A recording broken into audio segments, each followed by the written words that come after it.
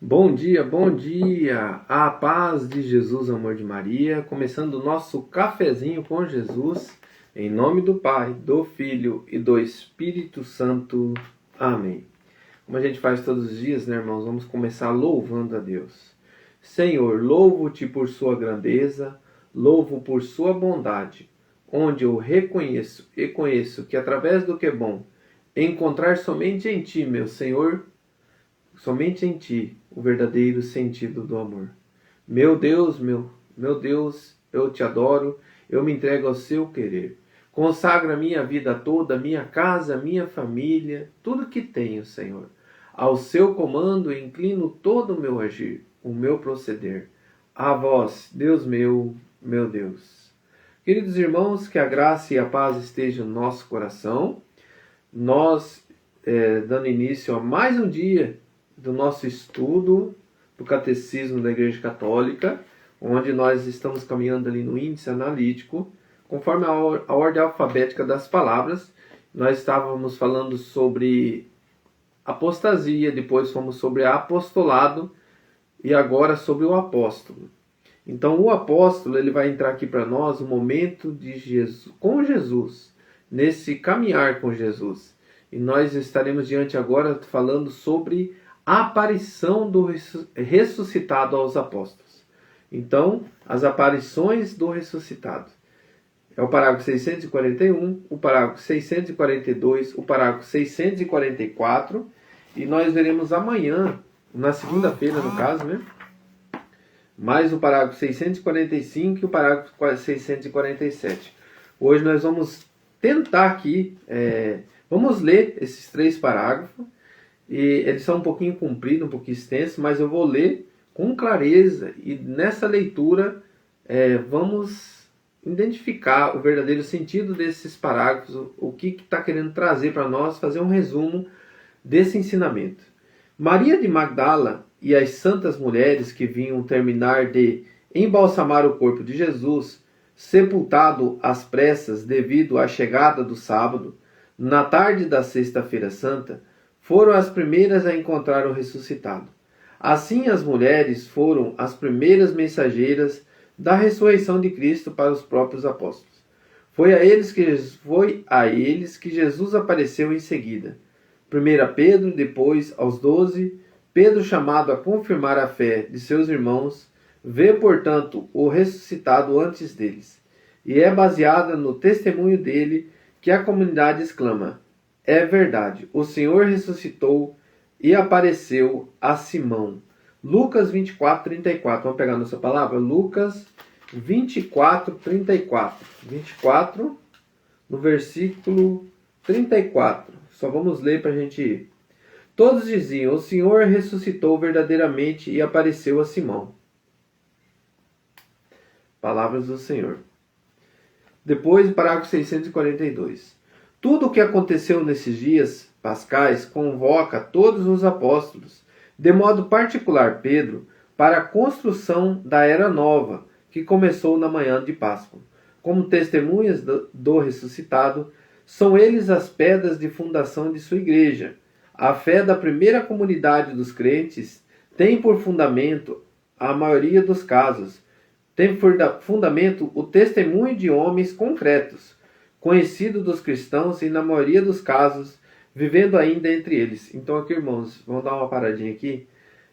A aparição, por que Jesus teve os 12 apóstolos, por que ele convoca, por que ele cria a igreja, para que nós tenhamos o quê? A fé da primeira comunidade dos crentes tem por fundamento o testemunho de homens concretos.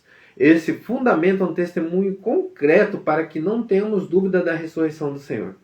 E aonde que nós temos essa fé embasada nesse testemunho, na tradição, na Igreja de Cristo. E nós estamos aqui diante de um fato que aconteceu, mas esse fato se torna real. Por quê? Porque ele é concreto, embasado na fé, junto com a tradição, junto com a palavra, junto com o magistério, caminhando conosco há 2026 anos. Essas testemunhas da ressurreição de Cristo são, antes de tudo, Pedro e os 12, mas não somente eles. Paulo fala claramente de mais de 500 pessoas a quais Jesus apareceu de uma só vez, além de Tiago e de todos os apóstolos. Parágrafo 644. Mesmo confrontados com a realidade de Jesus ressuscitado, os discípulos ainda duvidavam, a tal ponto que o fato lhes parece impossível. Pensam estar vendo um espírito. Por causa da alegria, não podiam acreditar ainda e permaneciam perplexos. Lucas 24, 41. Mas, vacilando eles ainda em estado transportados de alegria, perguntou: tendes aqui alguma coisa para comer? Então ofereceram-lhe um pedaço de peixe assado. Ele tomou e comeu à vista deles. Vamos continuar? Tomé a conhecer a mesma provação da dúvida, e quando da última aparição na Galileia, contada por Mateus, alguns porém duvidavam. Mateus 28, 17. Então, irmãos, a gente procurando Mateus 28, 17, a importância ali que Jesus se alimenta junto com eles para ver, né, que Jesus ele era um homem, ele estava ressuscitado em carne e a alma, tudo junto ali na presença deles, né? Mateus 28, 17. Quando ouviram, adoraram-no. Entretanto, alguns hesitavam ainda. Mas Jesus, aproximando-se, lhe disse: toda autoridade me foi dada no céu e na terra. Palavras da salvação. Glória a vós, Senhor. Por isso, a hipótese segundo a qual a ressurreição teria sido um produto da fé ou da credulidade dos apóstolos carece de consistência. Muito pelo contrário, a fé que tinham na ressurreição nasceu sobre a ação da graça divina, da experiência direta da realidade de Jesus ressuscitado. Então, irmãos, para a gente finalizar, para a gente compreender, desde a falta de fé de Tomé, que precisou tocar na ferida de Jesus, é uma ação que para nós, se você for olhar com os olhos da fé concreta, nessa ação de Tomé, ele toca em Jesus ressuscitado. Então ele toca, ele tem a experiência do toque. Para muitos ali é a falta da fé, porque podia crer sem tocá-lo. Mas quando ele toca, ele confirma, é realmente Jesus. Então ali, naquela falta de fé de Tomé, a igreja consegue enxergar um fato concreto também da presença viva de Jesus ressuscitado.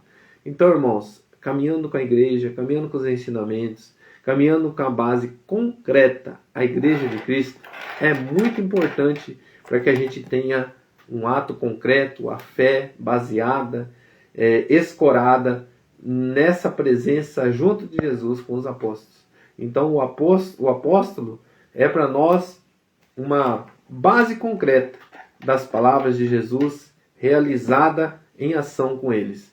Que Deus abençoe nosso dia. Rezemos um Pai Nosso em agradecimento ao meu Senhor por tudo que Ele traz para nós e nos ampara diante da sua igreja, diante da sua palavra, diante da tradição, diante desta ação divina. Pai nosso que estais no céu, santificado seja o vosso nome. Venha a nós o vosso reino, seja feita a vossa vontade, assim na terra como no céu. O pão nosso de cada dia nos dai hoje. Perdoai as nossas ofensas, assim como nós perdoamos a quem nos tem ofendido. E não nos deixeis cair em tentação, mas livrai-nos do mal. Amém. Louvado seja nosso Senhor Jesus Cristo, para sempre seja louvado. Em nome do Pai, do Filho e do Espírito Santo. Amém. Grande abraço a todos, que Deus abençoe.